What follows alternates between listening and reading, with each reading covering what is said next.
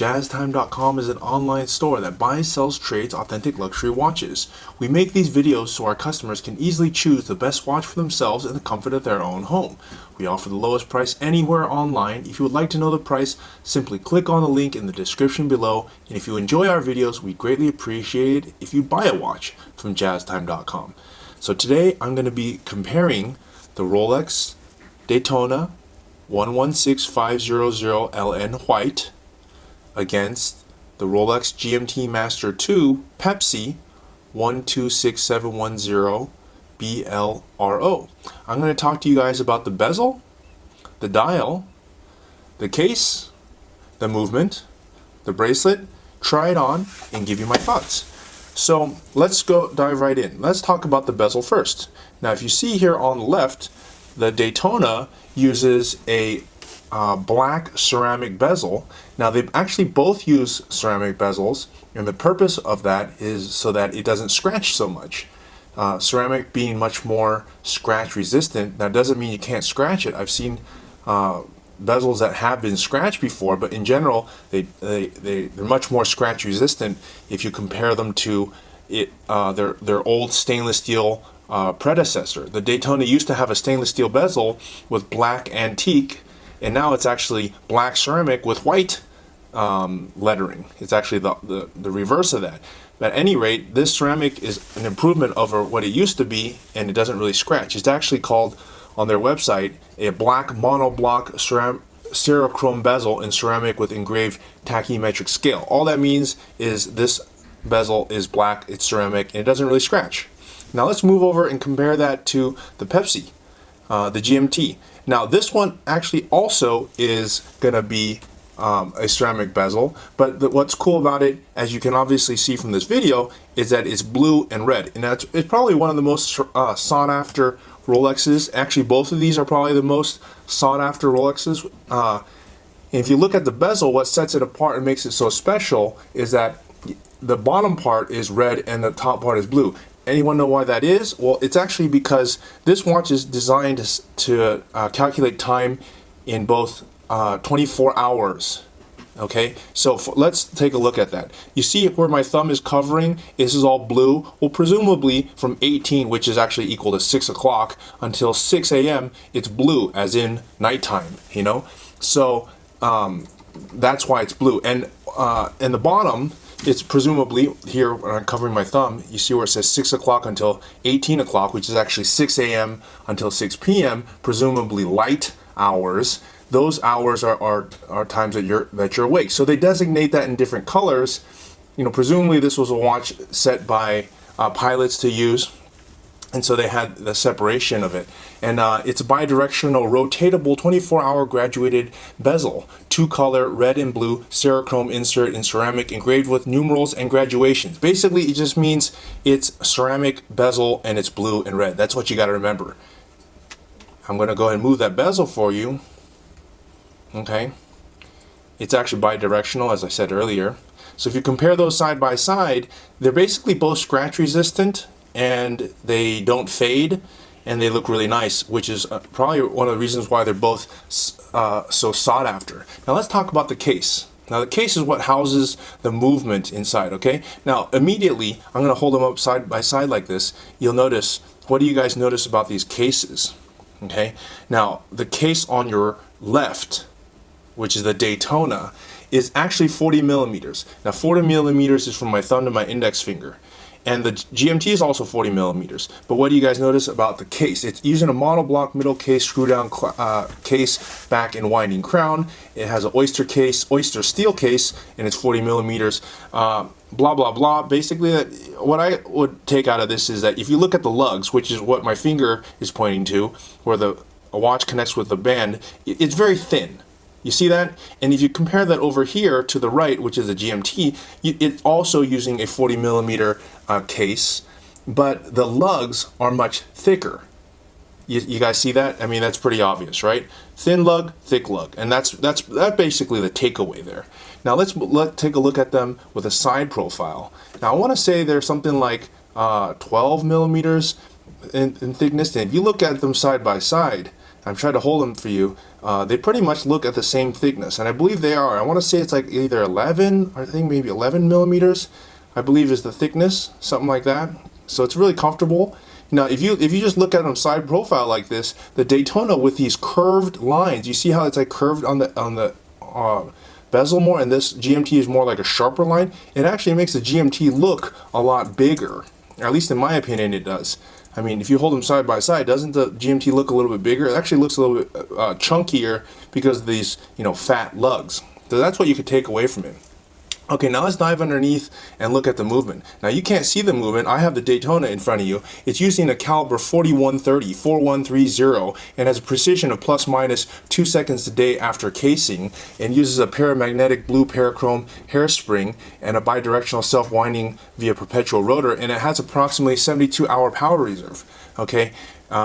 Now, contrast that with the GMT, which is using a 3285 movement, and it also has a plus minus 2 second day after casing and a bidirectional self-winding perpetual rotor, and it has a power reserve of 70 as well. Now, what does all that nonsense mean? It just means that they have really fantastic movements. You're never going to see it, but they're really good. They're not going to cause you any problems, and they're tried and tested, and they're the updated movements. Okay. Now let's move on. So let's talk about the next thing, which is function. Okay. Now on the left, you'll see that it has a. This is what's called a chronograph. You see how it has these 3 subdials? I can't really go into depth and show you how to use this thing because we have other videos like that if you search our other videos. Okay, but basically it calculates elapsed time, and I just did that for you. Okay, now here on the other side with the GMT, it actually calculates 2 time zones. Now you see this little red hand right here? That is telling the time in a second time zone. For example, like if you're in here in USA and you do traveling to Asia, or you want to know the time in Asia, you could set that second hand on Asia's time. Now if you see it, it's pointing here at 14, right? So what does that mean? That means it's 2 o'clock, because 14 is equal to 2 o'clock. And then you look at the minute hand, which is at 53. So in this situation, if you just looked at it the way it stands, it'd be 2:53 in another country. Well, and it actually also happens to be 2:53 here on the 12-hour hand, but the 12-hour hand is showing, it could be 2 a.m. or 2 p.m., whereas the 24-hour hand, it's unmistakably at 2 p.m. Does that make sense? How one's having a 24-hour hand? This long red hand has a 24-hour hand, whereas the local time one, you can't tell if it's 24-hour, if it's p.m. or a.m., but obviously you could look outside or you kind of know. All right? I hope I explained that to you guys well. Now, anyhow, I've left the chronograph running, and it stopped just because the watch it's actually a brand new watch and it hasn't been wound, so there's no charge on it. So I'll go ahead and just maybe wind that a little bit for you, and you'll see, it start to pop a little, and I'll give it a little shake, and again, it starts moving again. So I'm gonna, since it's a brand new watch and someone's gonna actually have it, I don't want to run this thing too much, but I'll stop it there, and you'll watch all these subdials. I'll go back to the beginning. Ready? 1, 2. Bam. Okay, and I'll tighten this back up so that it's watertight. And anyways, so I've talked to you about all those pieces. Now let's talk about the bracelet. That's probably one of the most glaring different things about this watch. Now, you don't need me to tell you that this bracelet looks obviously different, but I'll show them to you side by side. So the one on the left is an Oyster bracelet, and it has 3 pieces across, and it's also made out of oyster steel. It's just basically a fancy word for stainless steel. And the one on your right, the GMT on the edge of my hand right here, this is using a Jubilee bracelet, and the Jubilee bracelet has 5 links across. Okay, now let's talk about the buckle. Now, looking at the buckle, they pretty much look the same. All right, and they're both using a folding Oyster safety clasp with 5mm comfort extension link. Now what does all that mean? Well, I'm about to show you. So let's open this up. Now this is a folding Oyster lock safety clasp. Now what that means, you close the top, and this is the safety. That means it won't come out when you're doing some kind of sport or something. Now what is a 5mm thing all about? Well, you see this thing? Watch. Boom, I just made it 5mm longer. Now if you're hot, then it can do that. Now the GMT can do exactly the same thing. I'm gonna go ahead and open that one up. Okay, and if you want to make it, this one's already out but if I want to make it smaller, boom, that makes it smaller. Okay, now I've gone ahead and told you guys pretty much about everything.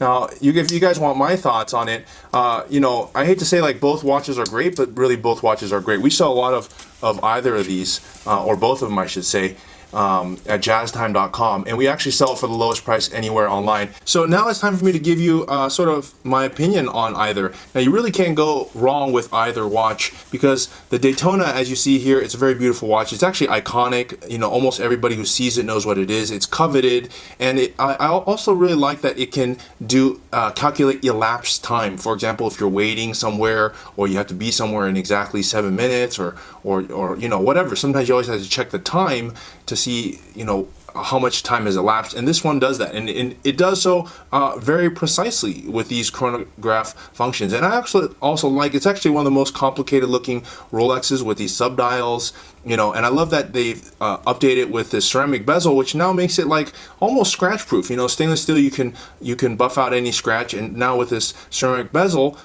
it doesn't really scratch. Before, the problem was it scratched all the time, so it was not as desirable as it is now, which makes this watch an everyday wearer, and it also looks really badass, and I think it's a great looking watch. So that would be one of the reasons why I like the Daytona. And if you have $20-something thousand and you can buy one, then God bless you, you should do it.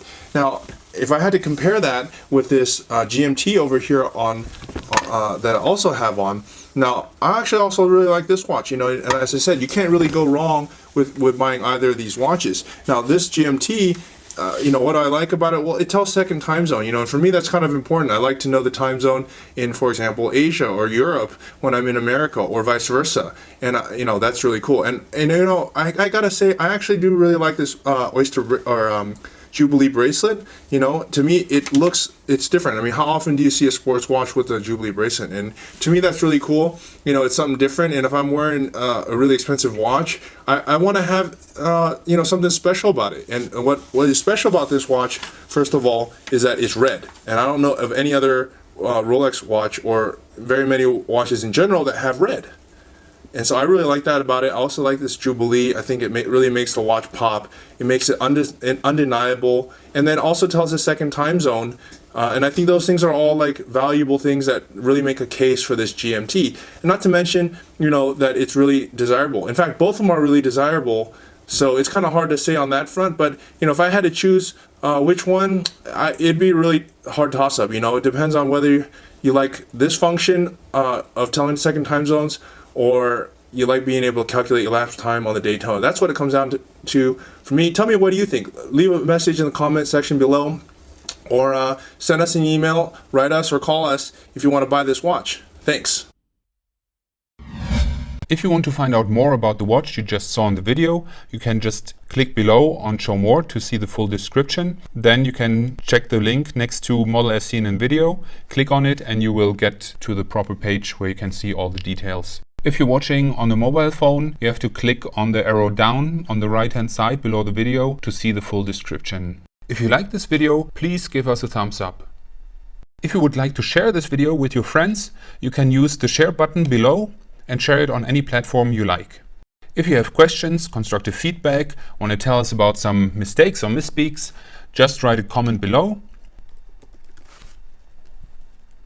If you want to see more videos like this, you should subscribe to our channel and visit our channel page, where you can find all the videos. And if you're interested in a specific watch brand, you can check out our playlists. If you want to check the price for a watch or want to buy one, remember at jazztime.com you always get a steep discount, so you should check the prices with us. If you want to know the price for a specific watch, just go to Google, type in Jazz Time, plus the brand, model, and the details you're interested in, and Google will find the right page for you.